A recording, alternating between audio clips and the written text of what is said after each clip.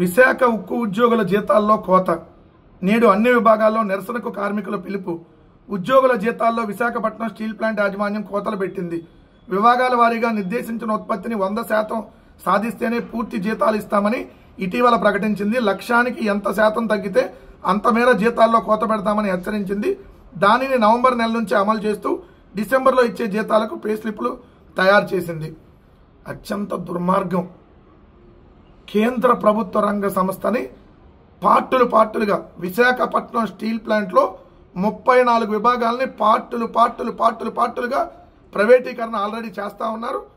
చేస్తూ అక్కడ ఉన్నటువంటి ఉద్యోగుల్ని మెల్లిమెల్లిగా తీసేసేటటువంటి కార్యక్రమం చేస్తూ ఉన్నారు. 3 ఉన్నటువంటి ఉద్యోగుల జీతాల్లో కోత విధించి పొమ్మనకుండానే పొగబెట్టేటటువంటి కార్యక్రమానికి శ్రీకారం చుట్టారు. అక్కడ పాపం తెలుగుదేశం అధ్యక్షుడు పల్లా శ్రీనివాసరావు గారిని 90,000 పైగా మెజార్టీతో, అత్యధిక మెజార్టీతో గెలిపించినటువంటి ఆ నియోజకవర్గ ప్రజలకి, అక్కడ ఉన్నటువంటి స్టీల్ ప్లాంట్ ఎంప్లాయీలకి మంచిగా బాగా బుద్ధి చెప్పారని మాత్రం. ఎందుకంటే వాళ్ళకి తెలుగుదేశం వాళ్ళు వెన్నుపోడవడం, వాళ్ళ పార్టీకి ఉన్నటువంటి నైజం చంద్రబాబు నాయుడు గారికి ముందు నుంచి. మరొకసారి ఇక్కడ పల్లా శ్రీనివాసరావు అక్కడ వీళ్ళందరికీ కూడా వెన్నుపోటు పడిచాడు. అంతకుముందు పవన్ కళ్యాణ్ గారు నాకు ఒక్క ఎంపీ అన్న ఇస్తే అసలు కుమ్మేత్త ఎరగదెత్తా అన్నాడు. ఎంపీలు ఇచ్చారు, ఎమ్మెల్యేలు ఇచ్చారు. ఈయన 100% స్ట్రైక్ రేటు ఉప ముఖ్యమంత్రి. స్టీల్ ప్లాంట్ ప్రైవేటీకరణ చేస్తుంటే నోరెత్తడు.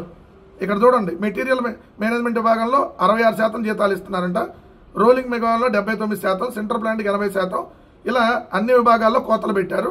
దీన్ని వ్యతిరేకిస్తూ నిన్న లిక్విడ్ స్టీల్ను ఉక్కుదిమ్మలుగా మార్చే SMS2 విభాగం ఉద్యోగులు మంగళవారం సాయంత్రానికి ఆందోళన దిగారు. బుధవారం అన్ని విభాగాలు ఆందోళన చేపట్టాలని CITE నాయకులు పిలుపునిచ్చారు. సిబ్బంది అంతా ఆందోళన దిగితే ఉక్కు ఉత్పత్తి మరింత పడిపోయే ప్రమాదం ఉందని చెబుతున్నారు. అసలు ఎవరన్నా ఇట్లాంటి రూల్స్ పెడతారా? మీరు పని చేస్తేనే మీకు ఉద్యోగం ఇస్తాము, 100% పని చేయాలి అని అంటే మరి చంద్రబాబు నాయుడు గారు, నారా లోకేష్ గారు వీళ్ళందరూ హైదరాబాద్ తిరుగుతూ ఏడ పని చేస్తున్నారు? మరి మీకు కదా జీతాల్లో ముందు కోత విధించాల్సింది. ఉప ముఖ్యమంత్రి అయితే మాదాపూర్లో ఉంటున్నాడు. మాదాపూర్లో కార్పొరేటర్ లాగా రోజు అక్కడే ఉంటున్నాడు. మామూలుగా అయితే కార్పొరేటర్లు, సర్పంచులు రోజు ఊళ్ళో ఉంటారు అక్కడ. సో ఈయన మరి రోజు మాదాపూర్ కార్పొరేటర్ ఏమో అక్కడే ఉంటున్నాడు. ఆంధ్రప్రదేశ్ ఉప ముఖ్యమంత్రి సంగతి మర్చిపోయాడు.